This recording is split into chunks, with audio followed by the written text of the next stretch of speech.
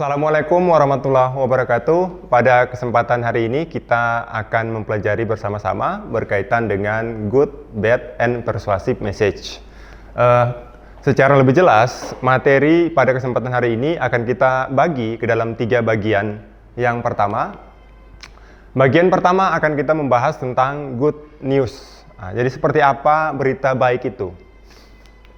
Jadi berita baik adalah pesan-pesan bisnis yang memberikan kesan positif dan juga menyenangkan kepada pihak lain. Di dalam keseharian kalian, mungkin kalian sudah biasa atau sudah sering mendengar bagaimana berita baik itu. Di sini saya berikan beberapa contoh yang kemudian bisa kita kategorikan menjadi beberapa bagian. Yang pertama adalah dari finansial, kemudian dari finansial terbagi menjadi 5 bagian. Pertama adalah kenaikan gaji. Jadi informasi berkaitan dengan kenaikan gaji ini yang kemudian menjadi berita baik untuk pelaku-pelaku bisnis. Kemudian yang kedua adalah bonus lembur kerja. Tentu ketika kita mendapatkan bonus, ini menjadi semangat motivasi kita untuk bekerja lebih giat lagi. Yang ketiga adalah insentif atau tambahan uang yang kita dapat. Yang keempat adalah THR atau tunjangan hari raya yang biasanya rutin untuk kita dapat. Biasanya setiap menjelang Idul Fitri maupun Idul Adha. Sedangkan yang kelima adalah asuransi jiwa dan kesehatan. Hal ini tentu juga merupakan berita baik terutama untuk para pelaku bisnis dan juga para pekerja di dalam melaksanakan keseharian mereka. Yang kedua atau sisi keduanya adalah sisi non-finansial.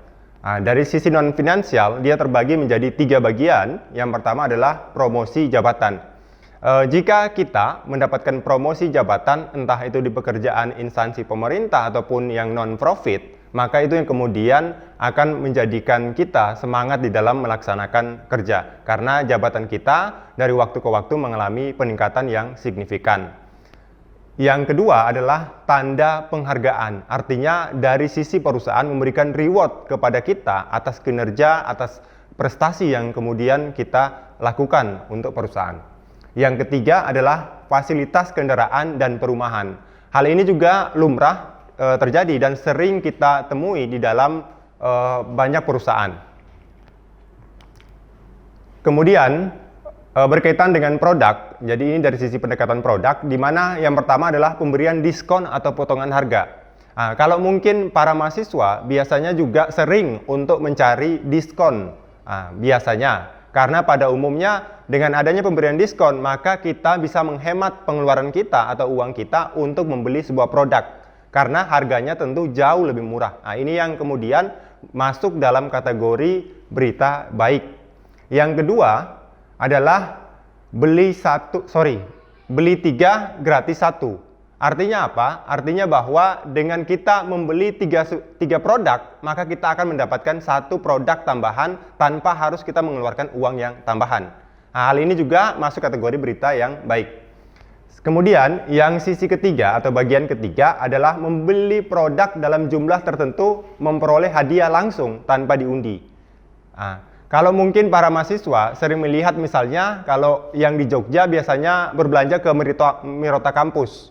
Ketika kalian berbelanja ke Mirota Kampus, maka kalian akan mendapatkan lembar kupon yang kemudian itu akan kemudian diundikan. Ini dari sisi yang diundikan. Adapun yang tidak diundikan atau hadiahnya langsung seperti itu. Jadi ketika kalian membeli sebuah produk, kemudian mendapatkan hadiah langsung ketika produk itu kalian beli.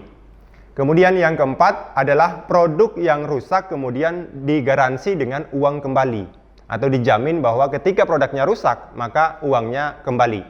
Hal ini juga merupakan berita baik. Sedangkan yang kelima atau yang terakhir adalah layanan garansi. Untuk layanan garansi ini sangat sering kita dapatkan atau kita peroleh ketika kita membeli sebuah produk. Misalnya dalam keseharian mahasiswa kadangkala atau seringkali membeli sebuah smartphone misalnya. Ketika kita membeli smartphone, maka di dalam smartphone itu sudah masuk layanan garansi jika sewaktu-waktu smartphone yang mahasiswa beli itu mengalami kerusakan. Sehingga nanti ada layanan garansi yang diberikan oleh perusahaan untuk menjamin produk tersebut bahwa akan diperbaiki seperti itu. Kemudian kita masuk kepada bagian yang kedua adalah untuk bad news-nya atau berita buruknya. Nah, kemudian untuk berita buruk, strategi pengorganisasian pesan-pesan terdapat 3 sasaran utama. Yang pertama adalah menyampaikan berita buruk. Nah, jadi menyampaikan berita buruk, misalnya saya contohkan adalah PHK, karena ini sangat umum sekali terjadi di dalam lingkungan bisnis.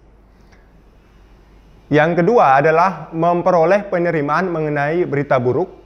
Yang ketiga adalah mempertahankan niat baik sejauh mungkin dengan penerima. Artinya apa? Artinya bahwa kita ingin bahwa ketika kita menyampaikan berita buruk untuk pemutusan hubungan kerja dengan karyawan kita, kita harapkan kita tetap menjalin hubungan yang baik dengan karyawan kita. Kenapa? Karena takutnya jika karyawan tersebut kita tidak menjalin hubungan baik dengan mereka ketika mereka di PHK, maka mereka akan menceritakan keburukan daripada perusahaan kepada orang lain. Hal ini yang kemudian berdampak negatif pada brand daripada perusahaan. Nah, ini yang kemudian harus kita kelola, harus kita jaga supaya bagaimana karyawan yang di PHK tetap kita menjalin hubungan yang baik dengan karyawan tersebut. Untuk strategi pengorganisasian pesan-pesan yang buruk atau pesan-pesan berita buruk, maka perlu untuk menciptakan audience centered tone. Artinya apa? Artinya bahwa nada atau intonasi ketika kita menyampaikan berita yang buruk, maka perlu untuk disesuaikan. Artinya tadi kalau berita yang baik, maka intonasinya tentu memberikan rasa semangat. Kalau berita buruk tentu kita harus menanamkan sisi pendekatan motivasi. Bagaimana supaya nanti ketika kita menyampaikan berita buruk tersebut, karyawan tersebut tidak kemudian down. Nah, ini yang kemudian harus kita kelola dengan baik supaya ketika kita menyampaikan berita buruk, intonasinya bisa kita jaga. Yang pertama adalah membantu penerima memahami bahwa berita buruk tersebut mewakili keputusan perusahaan. Artinya bahwa berita buruk yang kita sampaikan kepada karyawan kita adalah semata-mata untuk kebaikan perusahaan dan dari perusahaan, bukan dari kita, misalnya sebagai seorang manajer yang kemudian tidak suka dengan karyawan kemudian melakukan pemutusan hubungan kerja.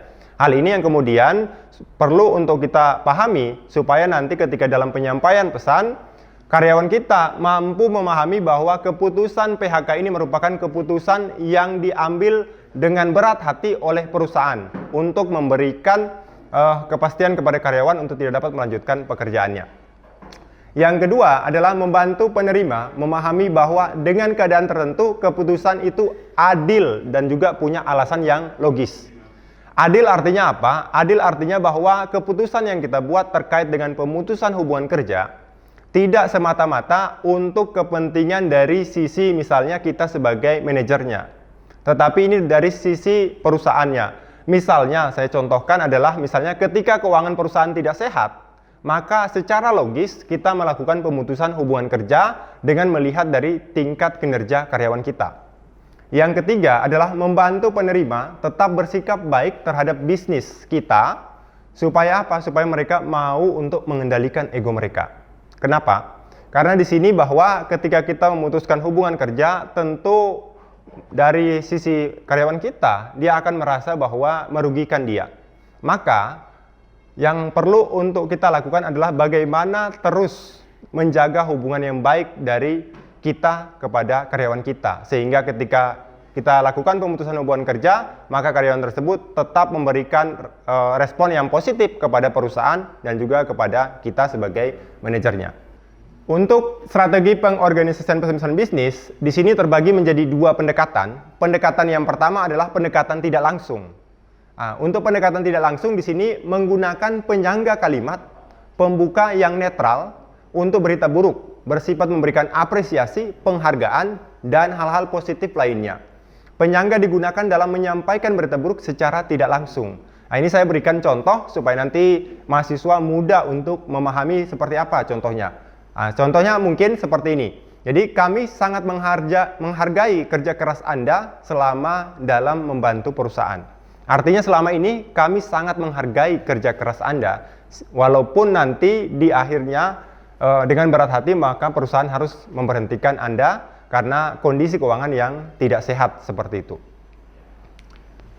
Kemudian untuk strategi yang kedua adalah bagaimana kita menggunakan strategi pendekatan yang tidak langsung untuk kita kemukakan alasan. Jadi kita menyampaikan latar belakang dari terjadinya pemutusan hubungan kerja tadi. Nah, di sini adalah bagaimana kita bersikap bijaksana. Artinya sebagai seorang pemimpin perusahaan, sebagai seorang manajer, sebagai seorang HRD, maka tentu harus menunjukkan sikap bijaksananya di dalam melakukan atau menyampaikan pesan-pesan yang buruk. Sehingga apa? Sehingga nanti karyawan bisa menerimanya dengan baik. Di sini saya contohkan misalnya jika kita menolak permintaan kredit, maka tunjukkanlah bahwa keputusan Anda akan menghindarkan dari hutang yang terlalu banyak. Nah, kita menyampaikan kepada misalnya karyawan kita bahwa jika dia melakukan kredit, maka resikonya adalah bahwa nanti akan mendatangkan hutang yang nanti akan membuat dia kesulitan untuk membayar. Nah, ketika kita menyampaikannya dengan baik, maka bisa diterima juga dengan baik oleh karyawan kita. Jadi perlu sekali untuk kita bagaimana di dalam penyampaian pesan-pesan yang buruk untuk disampaikan secara baik supaya dari sisi penerimanya juga bisa menerimanya dengan baik. Kemudian yang berikutnya adalah pendekatan langsung. Tadi kalau kita sudah membahas adalah pendekatan tidak langsung, sekarang kita melanjutkan dengan pendekatan yang langsung. Nah, untuk pendekatan yang langsung, di sini pesan yang kurang menyenangkan yang kemudian diorganisasikan dengan pendekatan langsung akan diawali dengan suatu pernyataan atau bad news. Nah, jadi tanpa bertele-tele. Jadi bedanya apa? Bedanya antara pendekatan tidak langsung dengan yang langsung. Kalau yang tidak langsung diawali dulu dengan melakukan apresiasi atas kinerja daripada karyawan kita. Kalau yang kedua pendekatannya langsung, maka langsung to the point, apa yang ingin kita sampaikan kepada karyawan kita. Kalau kita ingin menyampaikan berita buruk, maka kita langsung menyampaikan bahwa keputusan perusahaan adalah melakukan PHK terhadap karyawan tersebut. Seperti itu. Di sini saya contohkan bahwa kami dari manajemen perusahaan mohon maaf karena harus menyampaikan pemutusan hubungan kerja ini. Hal ini dikarenakan kondisi keuangan perusahaan yang tidak sehat. Nah, ini kemudian alasannya logis dan juga langsung to the point. Jadi tidak bertele-tele. Kemudian untuk bagian yang ketiga atau bagian terakhir daripada materi hari ini, yaitu berkaitan dengan persuasive message. Nah, bagaimana kita melakukan pesan yang kemudian bisa mempersuasif orang lain atau mempengaruhi orang lain ataupun membujuk orang lain. Yang pertama adalah bagaimana persuasif adalah suatu proses mengubah sikap seseorang atau proses mempengaruhi tindakan atau perilaku mereka. Tentu kalau persuasif kita ingin bahwa apa yang kita sampaikan itu kemudian didengar oleh audiens kita atau oleh karyawan kita. Kemudian persuasif yang efektif adalah kemampuan untuk menyampaikan pesan dengan cara pembaca atau pendengar mempunyai pilihan dan mengarahkan mereka untuk memilih setuju. Artinya kita berharap bahwa apa yang kita sampaikan kepada karyawan kita itu mereka setujui. Bagaimana caranya? Yaitu dengan melakukan persuasif kepada mereka melalui pesan yang persuasif. Kemudian untuk perencanaan pesan persuasif, nah, di sini yang pertama, perencanaan pesan persuasif itu menentukan tujuan pesan persuasif harus jelas. Jadi ketika tujuannya jelas, maka pesan persuasif itu kemudian mampu untuk mengarahkan sampai ke tujuan yang ingin kita arahkan. Kemudian kita mampu juga untuk bagaimana meyakinkan audiens kita atau karyawan kita bahwa pesan yang ingin kita sampaikan ke mereka atau yang kita sampaikan ke mereka itu adalah yang terbaik untuk mereka atau pesan tersebut tidak merugikan mereka. Hal ini penting karena ketika pesan persuasif itu tidak bersifat atau tidak menguntungkan mereka, maka ini kemudian tidak bisa mempersuasif karyawan kita. Merencanakan pesan persuasif, pertama untuk dari sisi pendekatan analisis audiens. Jadi audiens kita siapa? Pesan persuasif yang baik erat kaitannya dengan keinginan dan juga minat daripada penerima. Di sini sudah disusun beberapa pernyataan yang harus diajukan sebelum melakukan pesan yang persuasif. Saya susun ada 5 bagian. Yang pertama adalah siapa penerima pesan kita.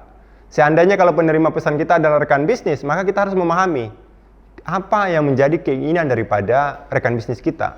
Kalau misalnya karyawan, maka pesan persuasif itu kemudian harus kita memahami apa yang kemudian menjadi keinginan daripada karyawan kita. Jadi beda orang tentu beda pendekatannya. Nah, hal ini yang perlu untuk kalian pahami.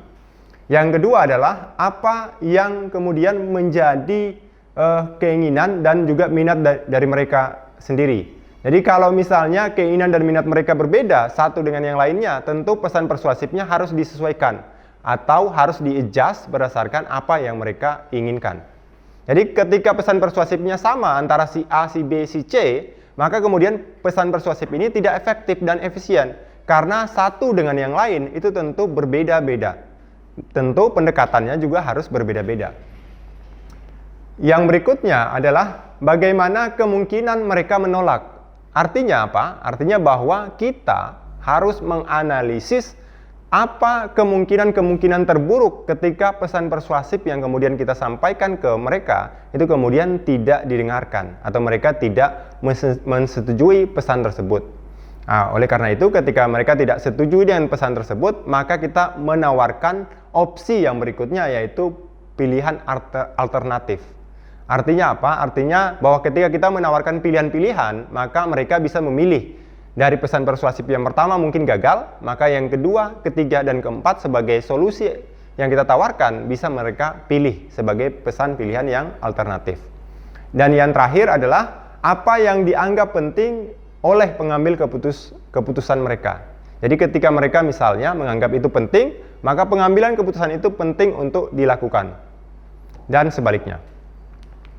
Oke, kemudian untuk poin yang berikutnya adalah bagaimana mempertimbangkan dalam penyusunan pesan yang persuasif. Tentu kita harus mempertimbangkan bagaimana di dalam penyusunan pesan yang persuasif. Yang pertama adalah mempertimbangkan dari perbedaan budaya.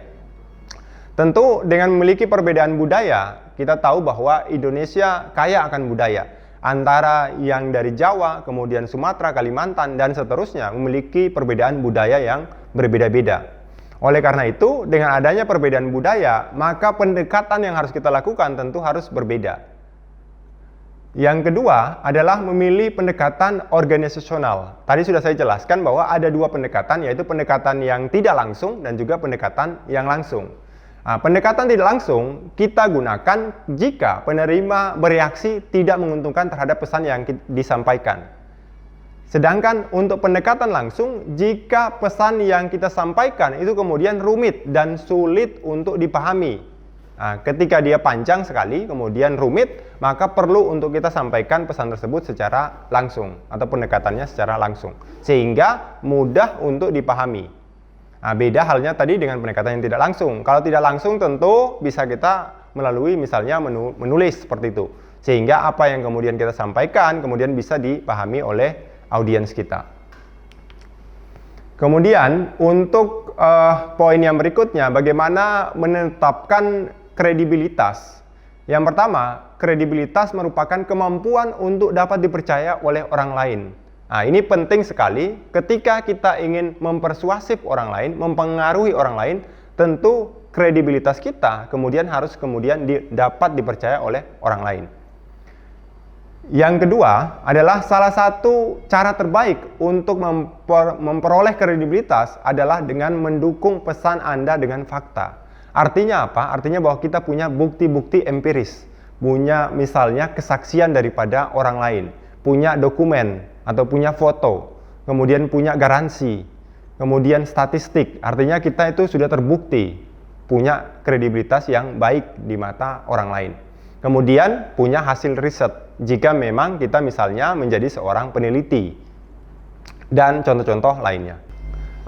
Untuk merencanakan pesan persuasif, di sini cara untuk merencanakan pesan yang persuasif di sini terbagi menjadi 7 bagian. Yang pertama adalah menjadi seorang ahli. Artinya ketika kita menjadi seorang ahli, menjadi seorang expert, maka kita dengan mudah untuk bisa mempersuasif orang lain. Misalnya, saya contohkan, misalnya kalau kalian sering ikut seminar, maka ketika kalian mengikuti seminar, maka ada seorang expert yang kemudian dengan mudah bisa mempengaruhi kalian. Karena apa? Karena dia sudah terbiasa, dia sudah expert di bidangnya untuk mempengaruhi orang lain. Yang kedua adalah bersikap antusias. Artinya apa? Artinya bahwa ketika kita ingin mempengaruhi orang lain, jangan sampai semangat kita atau antusias kita kalah dengan audiens yang ingin kita pengaruhi. Artinya ini terbalik. Harusnya kita jauh lebih antusias, kita jauh lebih semangat daripada audiens yang ingin kita pengaruhi. Oke, yang ketiga adalah bersikap objektif. Artinya apa? Artinya bahwa kita harus realistis dan kita harus tidak boleh mengada-ada. Jadi kalau kita mengada-ada, maka dari sisi audiens dengan mudah akan melihat bahwa itu sebagai suatu yang tidak objektif. Nah, hal ini yang kemudian harus kita hindari dalam bagaimana mempersuasif orang lain. Kemudian yang keempat adalah bersikap jujur. Jadi apa yang kita sampaikan itu jangan mengada-ada, harus berdasarkan fakta-fakta atau bukti-bukti yang memang terbukti seperti itu. Jadi jangan sampai buktinya kemudian diada-ada seperti itu. Kalau diada-ada, maka ketika nanti audiens kita mengetahui bahwa bukti itu kemudian diada-ada, maka mereka kemudian langsung menjadi tidak percaya dengan kita. Atau image kita di mata mereka itu menjadi buruk. Hal ini kemudian perlu untuk kita hindari. Yang kelima adalah bersikap dapat dipercaya. Artinya apa? Artinya bahwa kita harus seolah-olah bahwa memang kita layak atau kita memang pantas untuk dipercaya. Dengan apa? Dengan pendekatan-pendekatan yang sebelumnya sudah kita bahas. Kemudian yang keenam adalah mempunyai niat baik. Artinya apa? Di dalam penyampaian pesan yang persuasif, kita mempunyai niat baik untuk audiens kita.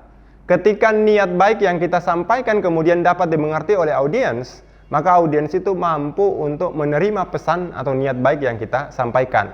Ketika niat baik yang kita sampaikan kemudian dapat dipahami, maka mereka kemudian mau untuk melakukan apa yang kemudian kita inginkan atau yang kita arahkan.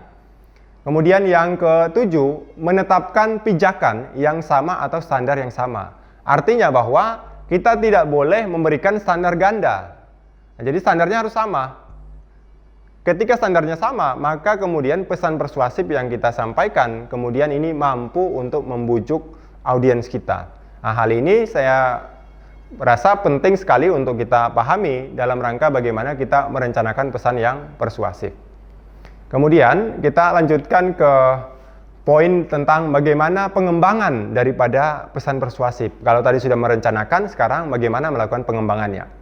Untuk pesan persuasif pada umumnya menggunakan pendekatan AIDA. Apa itu AIDA? Adalah intention, kemudian interest, desire, dan action. Pembahasan berikutnya akan kita membahas poin-poin penting dari AIDA. Yang pertama, intention adalah bagaimana meyakinkan penerima bahwa kita mempunyai sesuatu yang bermanfaat atau menarik untuk dikatakan kepada mereka. Kemudian awali setiap pesan persuasif Anda dengan menyatakan sesuatu yang menyita perhatian mereka. Artinya apa? Di sini kemudian yang pertama adalah kita harus menyesuaikan dengan orangnya. Nah, tadi sudah kita bahas di awal bahwa ketika kita menyesuaikan dengan orangnya, tentu ini kemudian pesan persuasif kita dapat dipahami, kemudian dapat mempersuasif orang lain. Yang kedua adalah berorientasi pada penerima. Nah, jadi jangan berorientasi pada kita sebagai yang pengirim pesan, tetapi berorientasi pada penerima pesan. Yang ketiga adalah relevan. Nah, jadi jangan sampai tidak relevan apa yang kemudian ingin kita sampaikan mengenai pesan persuasifnya. Jadi pesan persuasifnya benar-benar harus kita lihat bahwa itu relevan. Yang keempat adalah menarik. Nah, jadi pesan persuasif yang kemudian ingin kita sampaikan kepada audiens kita, haruslah pesan persuasif yang kemudian menarik. Ketika pesan persuasif tersebut menarik, maka tentu akan mempengaruhi audiens kita. Oke, saya rasa itu untuk bagaimana dari sisi pendekatan attention-nya. Kemudian yang kedua, dari sisi pendekatan interest-nya, yaitu menjelaskan hubungan pesan dengan penerima. Dalam bagian ini meliputi dua bagian. Yang pertama adalah melanjutkan tema pembuka dengan lebih rinci. Yang berikutnya adalah kaitkan manfaat secara spesifik pada kalimat-kalimat yang merenggut perhatian. Artinya kita harus kemudian membuat kalimat-kalimat yang kemudian menarik perhatian daripada audiens kita. Ketika kalimat yang kita susun itu tidak menarik audiens kita, maka ini kemudian tidak mampu untuk mempersuasif audiens kita. Kemudian yang ketiga adalah desire atau bagaimana keinginan daripada mereka. Bagaimana kita membuat penerima ingin berubah dengan menjelaskan bagaimana perubahan akan menguntungkan kepada mereka. Artinya bahwa pesan persuasif yang kita ingin sampaikan kepada mereka harusnya menguntungkan bagi mereka. Jadi ketika mereka mampu menangkap pesan persuasif tersebut menguntungkan bagi mereka, maka kemudian mereka mau berubah atau mau mengikuti apa yang kemudian kita sampaikan di dalam pesan persuasif tersebut. Yang terakhir adalah action atau tindakan mereka. Bagaimana kita menyarankan tindakan yang kemudian ingin diambil oleh penerima. Nah, dalam bagian ini kemudian terbagi menjadi dua bagian. Yang pertama adalah saran langkah spesifik yang kemudian diambil oleh penerima. Artinya kita harus memberikan saran daripada langkah-langkah yang spesifik. Nah, apa yang harus mereka lakukan. Yang kedua adalah ulangi pernyataan manfaat bagi penerima bila bertindak seperti yang ingin kita inginkan. Artinya apa? Ketika kita mengulangi manfaat daripada apa pesan yang kita sampaikan kepada audiens kita, maka manfaat itu kemudian harus selalu kita ingatkan kepada mereka. Ketika mereka mengingat manfaat yang kita sampaikan, maka mereka kemudian mampu untuk memahami atau mampu untuk dipersuasif oleh pesan yang kita sampaikan. Hal ini penting karena kita harus secara terus-menerus menonjolkan sisi manfaat daripada pesan persuasif yang kita sampaikan kepada audiens kita. Jadi kalau audiens kita samakan persepsinya dengan seperti kita, ketika kita tidak mendapatkan benefit atau manfaat daripada pesan yang disampaikan, maka kemudian kita tidak terpengaruhi oleh pesan tersebut. Daya tarik dari pesan persuasif, di sini daya tarik emosional dan juga logis diperlukan untuk menulis pesan persuasif yang kemudian berhasil. Jadi kita harus mampu untuk bagaimana menarik daya tarik emosional daripada audiens kita, sehingga apa? Mereka mampu atau dapat dipengaruhi oleh pesan yang ingin kita sampaikan ke mereka. Yang berikutnya adalah menemukan keseimbangan yang tepat antara kedua jenis imbauan tersebut terhadap 4 faktor yang meliputi. Yang pertama adalah tindakan yang ingin kita capai. Jadi tindakan apa yang ingin kita capai? Yang kedua adalah harapan pembaca. Yang ketiga adalah tingkat penolakan yang harus diatasi. Jadi dengan tahapan-tahapan yang kita pelajari dari pertama sampai dengan yang terakhir mengenai bagaimana kita mempersuasif melalui pesan, hal ini kemudian harus kalian terus pelajari secara terus-menerus dan kemudian harus kalian tonjolkan dari sisi bagaimana manfaat daripada pesan persuasif yang kalian sampaikan kepada audiens kalian. Sehingga ketika manfaatnya selalu ditonjolkan, maka audiens itu dengan mudah untuk kita persuasif. Nah, selain itu, kemudian berkaitan dengan daya tarik, kita juga harus mampu bagaimana meningkatkan daya tarik kita. Melalui apa? Melalui hal-hal yang sudah saya sampaikan tadi. Yang pertama adalah kita menjadi seorang expert atau ahli, dan seterusnya. Demikian untuk materi kita pada hari ini. Next time kita akan sambung ke materi-materi yang berikutnya. Saya cukupkan. Wassalamualaikum warahmatullahi wabarakatuh.